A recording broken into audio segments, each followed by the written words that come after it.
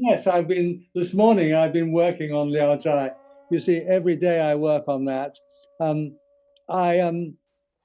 was very lucky in 1991, 30 years ago, to get a fellowship from Taiwan, from the 文化建设委员会, which is now the 文化部. And they gave me a three-year fellowship to get started on the Liaozhai. So I translated all 500 stories, very roughly, just a rough draft. And I published 104 of them about 15 years later for Penguin Classics. And now what I'm doing is in my late retirement, I'm coming back to those drafts, which I still kept. And I'm revising them all so that eventually I will have done the whole of Liaozhai. Oh, because I am more and more convinced that it's an absolute masterpiece, It is one of the great works, And I think I've spent so long on it now that I begin to understand what it's all about, Because a lot of the movies that are based on Liaozhai are so stupid, They're really they're just rubbish, Ghost stories. But they're silly. I don't mind ghost story. A good ghost story is fine, but they're not even good ghost stories. They don't realize that Pu Songling was a very deep thinking and great artist, whose mastery of the Chinese language was second to none. And that's why it's worth spending a lot of time on these stories, because they are very, very well written and very well thought out. And the more I read them, the more if you like, the more obsessed I become with them, I think basically my life has been taken over by, ghosts and hulijing. They just live in my house. My dogs always know when they're here, They tell me, they warn me if there's one of these strange creatures entering my house. They bark, because they can tell, because they belong to the same species, Anyway, I'm just joking, of course. But it is very much part of my life. And I enjoy it very, very much. I get a huge amount of pleasure. And I will go on translating these until I'm no longer capable of, speaking or thinking. And they'll keep me busy for a few years yet, Now, and what you have been saying is very interesting to me. Actually, I can say it is, illuminating. You were saying that, right, a lot of the adaptations, especially movies, right, have missed the gems, the precious, right, the value of not just Liaozhai, but also the talents of the author, right? I think so. Do you see yourself as, kind of trying to, as a translator of the work, trying to lift, the status of the author? It's funny you should say that, because when I had finished the first volume, and I received the proofs from Penguin Classics, I was in France in my house, and I had staying with me my father-in-law, David Hawkes. And I said to David, would you mind reading through these proofs for me? And he read them. He read them all. He read the whole thing right the way through. It's about 400 pages. And at the end of it, he said, John, I think this is your best work. Meaning he thought I'd finally found something that was me, And then he said, I've never really understood why there was so much fuss about Liaozhai, but I think after reading your translations, I understand. Now that for me was the greatest compliment he could possibly pay. Wow. Because I really felt, I spent years working on those stories, just the first 104, because I wanted to get deeply into them. Because as you know, it's commonly said that Pu Songling was not really writing about ghosts and fox spirits. And he was writing about people, right. About human emotion, human experience. But those ghosts and those hulijing, they represented a level of reality that was beyond everyday reality, It's when you recognize a quality in somebody that is quite strange, when you meet somebody and you become friends or you fall in love with them, you identify some very special quality. And what Pu Songling does is to distill that into a very, very intense form, in the form of a very beautiful woman or a ghost, or, and then he talks about, but what he's talking about all the time is human experience, human emotion. And that's what makes them so deep and so wonderful. Also, he was a man who loved playing with language. For him, the joy of language was supreme.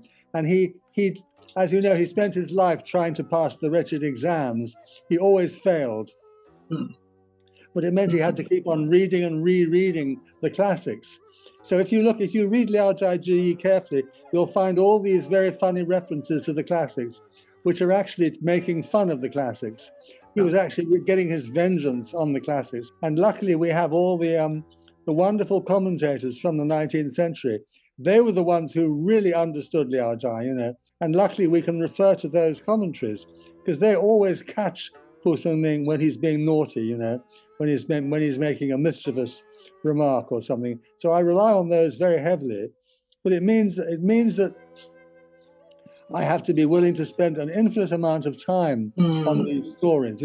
I mustn't be in a rush. So I haven't signed up with the publisher or anything. I've got no deadlines. My only deadline is my own death. That's a very that's a very unchangeable deadline, but nobody knows when it will come. I don't want to have a publisher chasing me. So even if I don't have a publisher when I die, it doesn't matter. My daughter will find someone to publish. I don't care.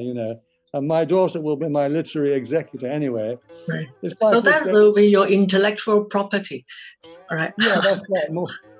Of course, it's the intellectual property of the world, but I mean, the translations will be my humble contribution to spreading the name of this amazing man, Pu Songling. He was very, very talented. He wrote lots of poems, plays, novels, and so on. But everybody thinks of Liaozhai, but actually that was only one small part of his work. Unlike Cao Xueqin, you see, Cao Xueqin, all we have is Hong Lao Meng. We don't have a book of his poems. We don't have plays or anything, We just have Cao Xueqin and a few stories told by his friends, most of which are about drinking parties, Pu Songling, we have masses of poems and lovely things he wrote. So he's a major writer, and he needs to be, I think you're right. I am trying to raise his reputation, if you like, especially in the West. So what I was suggesting, and what strikes me the most, is that, to me, you are giving afterlife to Pu Songling. Those translation theories, right, about this life-giving force of translation. As you know, I don't believe in translation theory, but I mean, I know. I'm a very good friend of Pu Songling's. I think we knew each other in a former life, and he's giving me my life as well. So we're giving it to each other. We're giving it to each other. He's giving me so much. I'm trying to give back what I can. But it becomes a very personal. It becomes a very personal relationship. You recognize the jokes. You recognize the way he's thinking and feeling, and as you read more and more, you recognize more and more. You hear the voice. You hear his voice. It's the same with any great writer, really, and that's why translators are so lucky, because they get to share the voice of really great people, whether they be Cao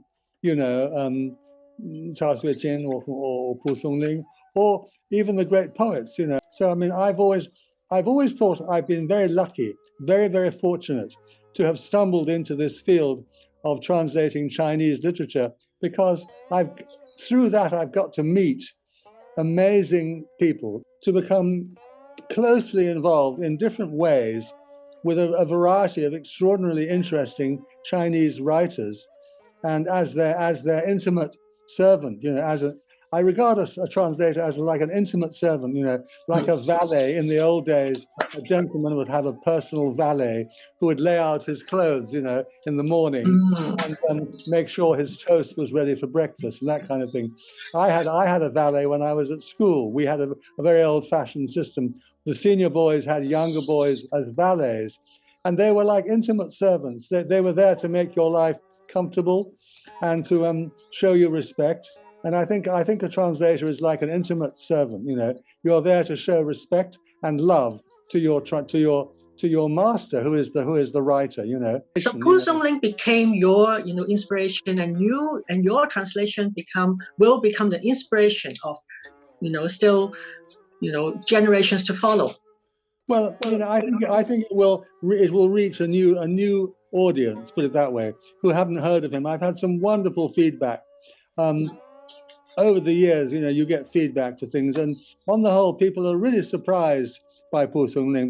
They find it very surprising, which is wonderful. I think when the whole book is finished, all 500 of the stories in Liaozhai, they're like a kind of a treasure house of the Chinese subconscious, of the Chinese mind, how the Chinese have always felt and thought about life, about human experience, about love, about revenge, about all kinds of things, and they're sometimes quite political. He was not writing for the people. He wasn't Wei Renmin Fu. He was writing to please himself.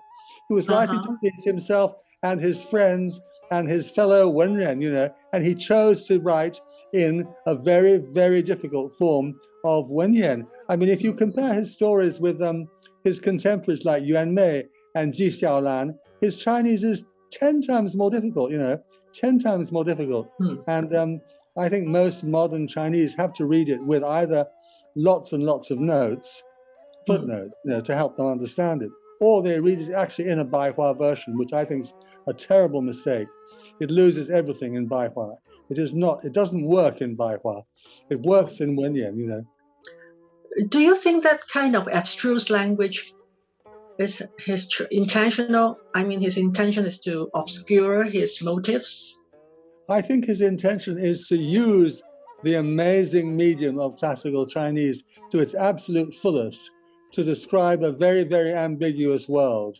You don't, half the time you have no idea what's going on.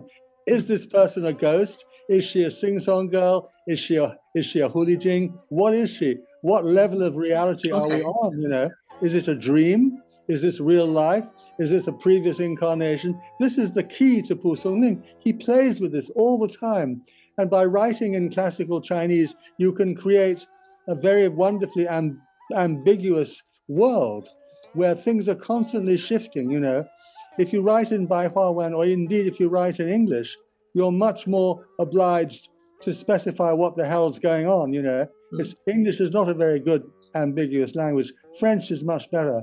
That's the great challenge with translating, is to capture that extraordinary atmosphere of ambiguity about life, I mean, of course, Cao Xueqin does the same thing when he says, when he says that Zhen and Jia are the same thing, Jia Zhou Zhen Shi Zhen Yi Jia, when he says that in Hong Lan Meng, he's playing with the same idea, but on a vast scale, as a huge novel, whereas Pu Songling is making these little miniature things. Sometimes after I've done a story of Pu Songling's, I walk out into my garden. I have a very beautiful garden, and I talk to my flowers, because sometimes his characters are flower spirits, So this level of reality extends into the flower world. It extends into the whole of the universe, I mean, even like my dogs, for example. I mean, they are definitely creatures that would appeal to Pu Songling, That's why I call my library San Tang, because they live in my library, and they populate my world. The spirits are here. They're spirits, exactly. You understand exactly what I'm talking about. It's a very great pleasure talking to you, because you do understand what I'm trying to say, and that's very unusual, actually. Every word, I can feel it. I can feel it. Yeah. Well, some people don't approve of my translations. They think I'm much too free and But I mean, frankly, I don't care less. I do it for my own pleasure, and they can get lost. I think translation is the translator's interpretation of the source. So we can't say that we are in no position to say that is right or wrong, right? Especially this is a matter of taste. Yes, exactly. It's like playing music. It's like playing Chopin. You can have the same nocturne by Chopin played by 10 different pianists, and each one is a different piece of music, because, as you say, it's an interpretation. And I think one of the in all my life in the academic world, there have been very few colleagues who've understood where I'm coming from. But one of them, quite recently, I became very friendly with a I'm sure you know him, Leo Li, and a Leo fan, and he's a very good friend of mine, and he understands exactly what I'm talking about, because we both understand music, you see. His great love is music. And my great love is music as well. And I think once you understand music, you understand everything. Music is the eternal, infinite language. And words can only approach music, you know. Music is the ultimate art, in my opinion.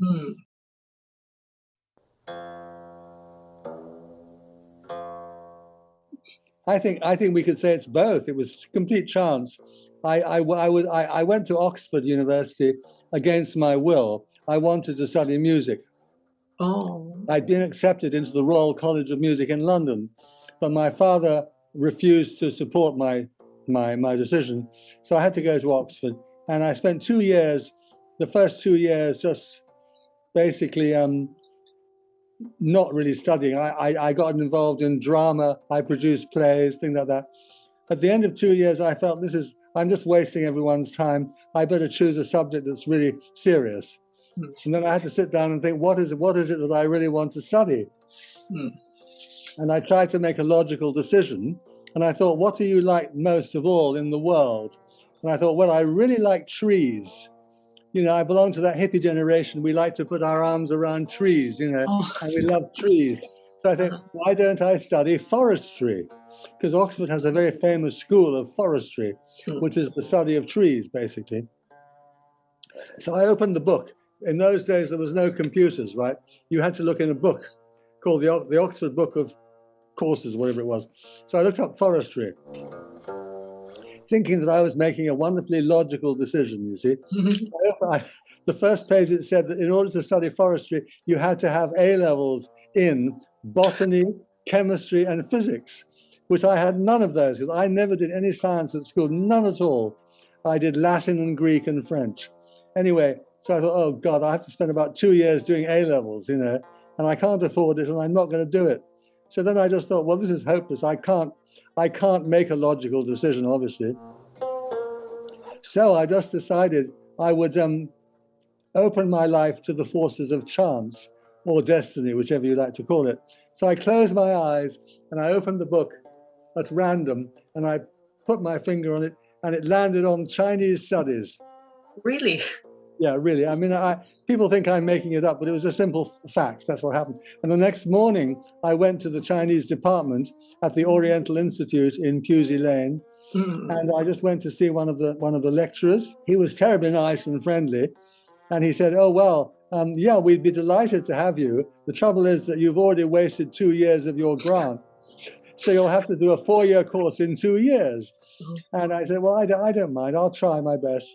And he also said, "By the way, you'll have to go to China because we like you to go and spend some time in China at the beginning." But at that time, this was in the autumn of 1966.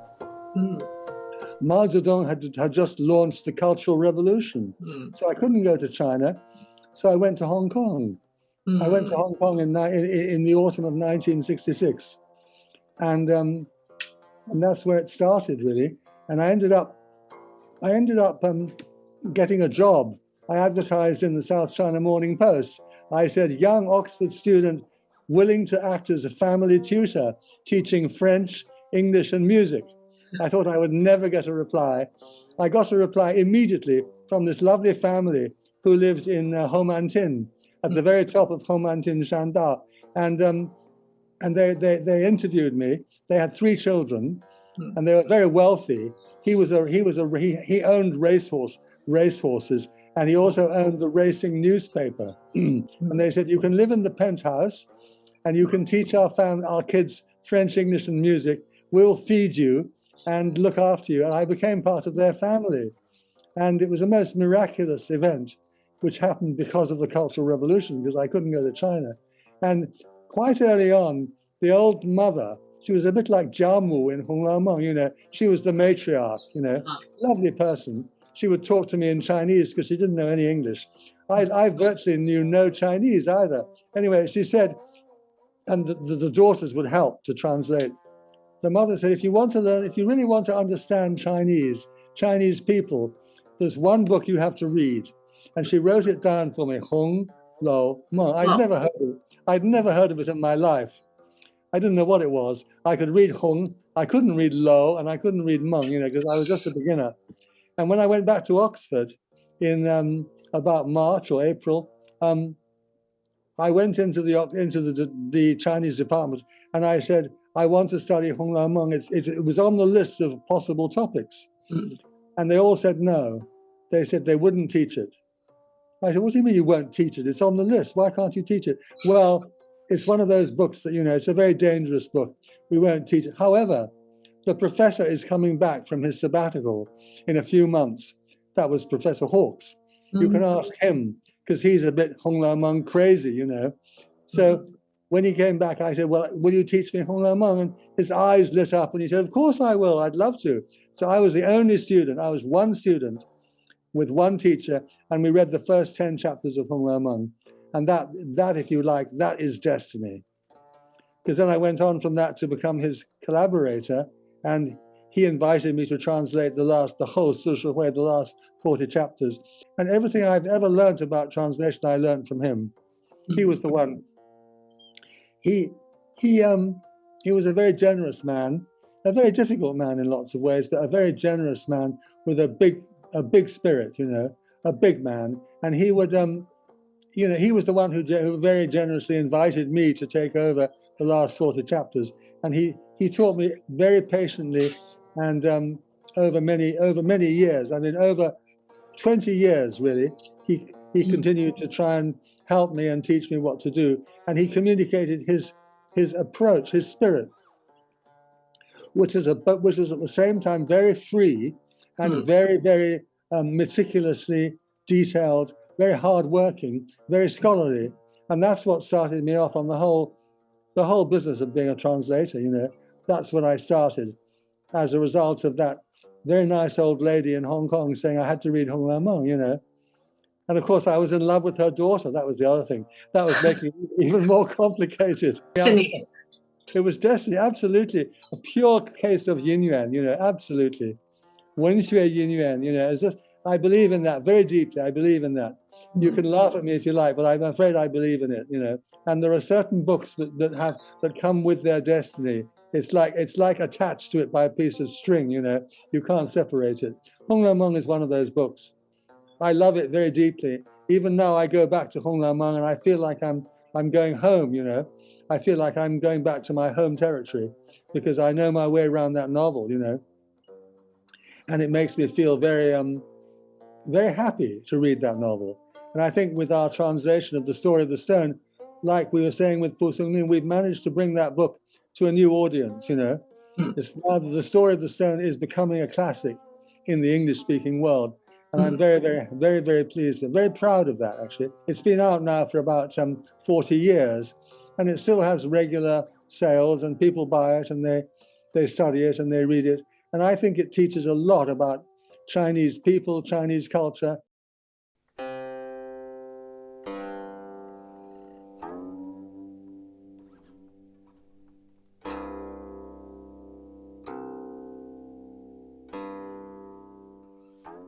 I only had 2 years as an undergraduate, but I worked terribly hard. I didn't have any girlfriends to waste my time on. I just learned and learned and learned Chinese. We had to read Mengzi, we had to read Chunqiu Zuozhuan, we had to read Lunyu, Dao De Jing, Zhuangzi, and it was just classical Chinese basically. And we had to learn them by heart. We had to memorize them. I can still remember, reading out from Mengzi, Liang Hui Wang Yue. It was a very, very old-fashioned. It's no longer the same now. Nowadays, it's completely different. But in those days, I think my year, there were only 4 students doing Chinese, 4. And we had mostly classical Chinese, a little bit of Lu Xun, and some sort of Baihua Xiaoshuo, And then there was, of course, they introduced Hong Lao Meng. That was considered to be revolutionary, very modern. And, that's what we did. And you had to work very, very hard. I mean, those 2 years when I worked, I was just working all the time, memorizing Chinese characters, basically. That's what it boiled down to, memorize.